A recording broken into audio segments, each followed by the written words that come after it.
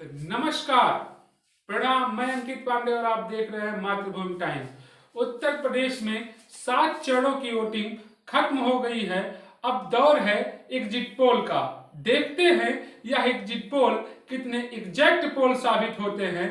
Exact पोल पे बात करें तो यह एग्जिट पोल उत्तर प्रदेश के लोगों के उम्मीद के बिल्कुल विपरीत था। जो एंटी कैपेंसी चल रही थी, महंगाई का मुद्दा था, भ्रष्टाचार का मुद्दा था, बेरोजगारी का मुद्दा था, साड़ का मुद्दा था, जो उत्तर प्रदेश में काफी प्रचलित था। सभी मुद्दे उत्तर प्रदेश की जनता के बीच सोशल मीडिया पर चल रहे थे।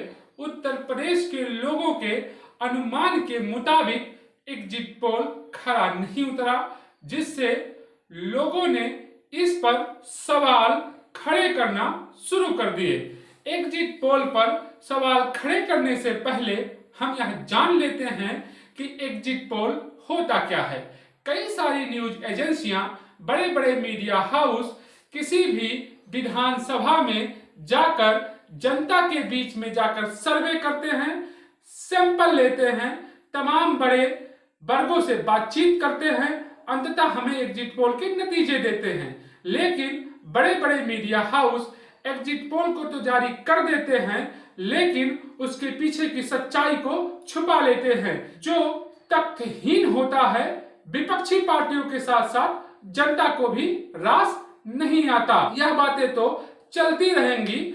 उत्तर प्रदेश के तमाम प्रतिष्ठित सर्वे एजेंसियां, बड़े बड़े मीडिया हाउस 2022 के एग्जिट पोल में किस पार्टी को कितना वोट शेयर दे रही हैं और वह वोट शेयर कितनी सीटों पर तब्दील हो रहा है, यह हम आपको इसका विश्लेषण कर इसकी बारीकियों को समझाते हैं।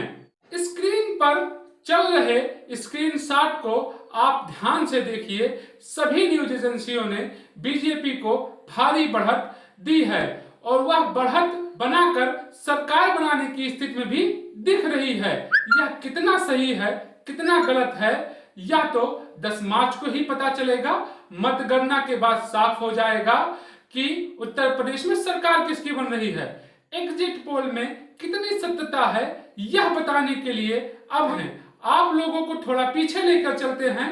पश्चिम बंगाल के चुनाव में बीजेपी को पूर्ण बहुमत की सरकार यही बड़ी बड़ी सर्वे एजेंसियां और मीडिया हाउस दे रहे थे और ममता बनर्जी को पश्चिम बंगाल की सत्ता से बाहर कर दिया था। लेकिन क्या सच है, आप सभी जानते हैं, पश्चिम बंगाल में बीजेपी 77 सीटों पर सिमट गई और ममता बनर्जी दोबारा सरकार बना ली। तो जैसा पश्चिम बंगाल में एग्जिट पोल के साथ खेला हुआ था, क्या वैसा खेला उत्तर प्रदेश में एग्जिट पोल के साथ होने जा रहा है, यह देखने वाली बात होगी। खेला शब्द से याद आया, 4 PM के editor in chief Sanjay Sharma के हवाले से खबर आई, सभी एग्जिट पोल कंपनियों को पैसा देकर मैनेज कर दिया गया। पैसा का आंकड़ा 15 से 20 करोड़ बताया जा रहा है, जो हवा सपा अध्यक्ष अखिलेश यादव के पक्ष में बन रही थी। खबरें यह भी आ रही थी, सरकारी आवास सरकारी अफसरों द्वारा साफ किया जा रहा है, उनके द्वारा बनवाए गए पार्क, गोमती रिवर फ्रंट और एक्सप्रेसवे पर दोबारा साफ सफाई के काम चालू करवा दिए गए। पिछले तमाम न्यूज चैनलों और अखबारों के माध्यम से यह खबर चल रही थी कि सरकारी महकमे में बैठे तमाम बड़े ब्यूरोक्रेट और प्रशासनिक अधिकारी उनकी तरफ झुकने लगे थे। यही झुकाव बीजेपी ने एग्जिट पोल के माध्यम से तोड़ा और तमाम बड़े सरकारी महकमों में बैठे अफसरों को यह साफ संदेश देने की कोशिश की कि अब बीजेपी की सरकार वापस आ रही है और उनको उनके अनुसार काम करना पड़ेगा। नहीं करते तो इसका हर्जाना तमाम बड़े अफसरों को उठाना पड़ेगा। तमाम बड़े अफसर को यह साफ संदेश देने की कोशिश की गई कि जो सीटें बीजेपी कम अंतर से चुनाव में हार रही है, मतगणना में उसे मैनेज कराने की सलाह दी गई, जिससे चुनाव परिणामों में धांधली हो सके और अपने मन मुफीद सीटें लाकर सरकार बनाई जा सके।